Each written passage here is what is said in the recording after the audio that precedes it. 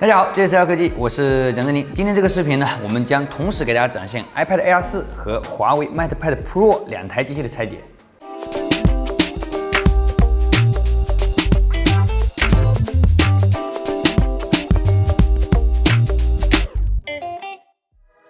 众所周知，在平板电脑这个领域呢 ，iPad 一直是处于领先的状态。那目前移动端的操作系统啊，除了 iOS 还有安卓，而且安卓的平板市场占有率呢也是一直在增加。所以呢，我打算给 iPad Air 4找一个对手。经过了反复比较啊，结合网友的呼吁，我们最终选择了华为的 MatePad Pro 来和 Air 4进行对比。两台机器呢都采用了全面屏的设计，屏幕尺寸分别为10.9英寸和10.8英寸。数据上差距呢非常的小，但体积上却差距很大。可以明显看到 MatePad 的屏占比呢要高很多，屏边相对会更窄一些。Air 4呢采用的是全金属的中宽厚壳一体设计，整机重量为458克。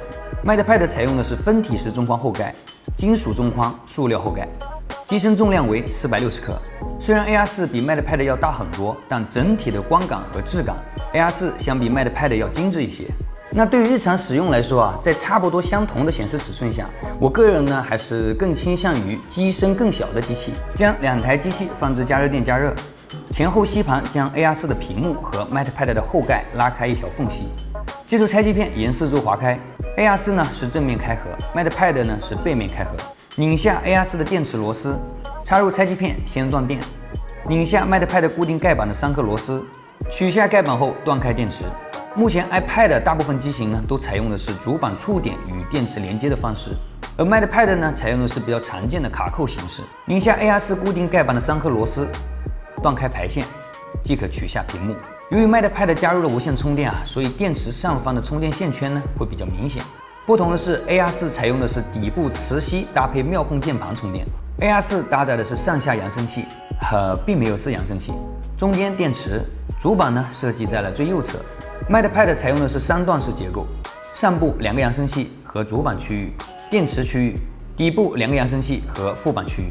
由于 Air 4的定位上面呢还有 iPad Pro 啊，从某些角度我们也可以理解为故意减配，只有上下双扬声器，而且下面的呢看起来要小一点，内部也有多处留白，也有可能呢会在下一个版本加入4立体扬声器。而 MatePad 因为加入了4立体扬声器，而且4个扬声器呢都挺大的，几乎将整个内部都填满了。两台机器的内部整洁度怎么样啊？欢迎大家弹幕讨论。通过两台机器实物的对比啊，我个人觉得 Air 4呢看起来相对会比 MatePad 要舒服一些。拧下 MatePad 顶部剩余的29颗螺丝，断开磁感送话排线，2条显示触摸排线，主副板连接排线， SIM 卡槽和侧键闪光灯排线，取下1号和3号扬声器。可能是为了方便装配啊，特意在扬声器上做了数字编号。我们这一台 MatePad 呢是蜂窝版的，附有 SIM 卡槽小板，上面呢还集成了天线触点。取下镜头保护盖，保护盖的内部对应像头的位置啊都设有缓冲泡棉。在拧下2颗固定的螺丝后，即可取下主板。拆掉屏蔽罩，内部有大量的导热硅脂。CPU 搭载的是麒麟990。揭开 Air 4主板的屏蔽罩，铲掉白色的导热硅脂。Air 4呢搭载了今年苹果最新的 A14 处理器，断开侧边的 Apple Pencil 磁吸连接线，底部扬声器，3条同轴信号线，侧键，拧下2颗固定螺丝，断开后摄，指纹按键排线，拧下固定盖板的1颗螺丝，取下盖板后断开顶部传感器，取下前摄和顶部充话器，断开顶部扬声器的连接线，撕开固定天线的贴纸后，平刀口撬起顶部填充。再断开右侧贴纸，将其取下。天线连接了一大块金属盖板，而底下呢是一大块塑料填充啊，并不是扬声器。从目前来看呢，这个顶部的开孔只是装饰啊，并没有起到任何作用。也就像前面说的一样，这些开孔可能会在下一个版本派上用场。断开妙控键盘的连接线，尾插呢依然使用排线焊接的方式与主板连接，和主板一样啊，都是用胶固定至中框的。先用平刀将边缘撬起。再用镊子呢慢慢向内铲，即可取下主板。把2张主板放在一起，可以看到 Air 4明显要比 MatePad 大很多。为了更好的散热啊，采用的是单面出料的方案，将主板的背面与金属框直接连接。而 MatePad 呢，为了在更小的空间里加入更多的元器件，采用的是双面出料的方案。通过加入导热硅脂，将主板屏蔽罩与中框一处金属盖板相连来进行散热。撕开固定天线的胶，撕下顶部传感器排线。由于扬声器固定的非常的紧需要非常用力才能将其与中框分离。为了做得更薄，扬声器的底部呢并没有多加一层塑料盖板。由于磁块还有单独的胶固定，相当于呢只拆下了外壳和线圈。采用同样的方法取下底部扬声器，继续取下侧键、指纹按键及后置摄像头。两台机器像头对比的参数呢，请看图。将 AR4 的机身放置加热垫，用平刀从底部慢慢向内延伸即可取下电池。电池的容量为7606毫安时。接着采 MatePad 的震动。AR4 呢是没有震动的，侧边是磁感送化排线，通过此处的传感器来配合外部键盘的使用。拧下底部剩余的21颗螺丝，先撕掉充电线圈，依次取下2号和4号扬声器，取下底部盖板，断开主副板连接排线，即可取下小板。小板上集成了 Type-C 接口和底部双扬声器的触点。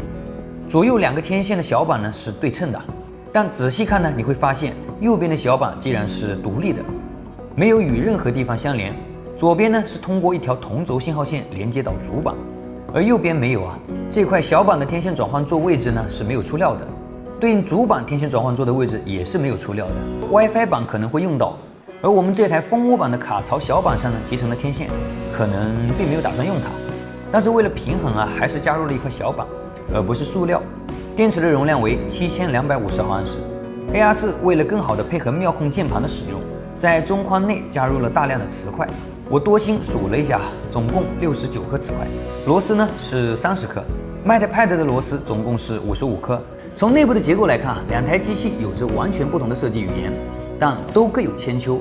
AR4 的机身更大，但内部呢却留出了很多空间，并没有利用很有可能呢是为了后期的升级而做的铺垫。毕竟大家都知道iPad 的模具呢好几年才更新一次，但不得不说整体的质感还是不错的。而 MatePad 的机身更小，却在仅有的空间里呢塞入了4个扬声器。如果从维修的便利性来说的话呢 ，MatePad 会更胜一筹，因为只需要拆开后盖即可取出所有元器件。而 AR4 呢，最开始就要先拆屏幕，难免呢会多一分风险。刚才拆解呢，大家也看到了 ，AR4 的扬声器做得更薄，拆起来呢也比较麻烦。如果损坏的话，更换的工作量呢，相较于 MatePad 这种可以直接拆卸的扬声器来说，那就要大多了。好了，本期拆解视频呢就先到这里制作不易，还请点赞投币，我们下期再见。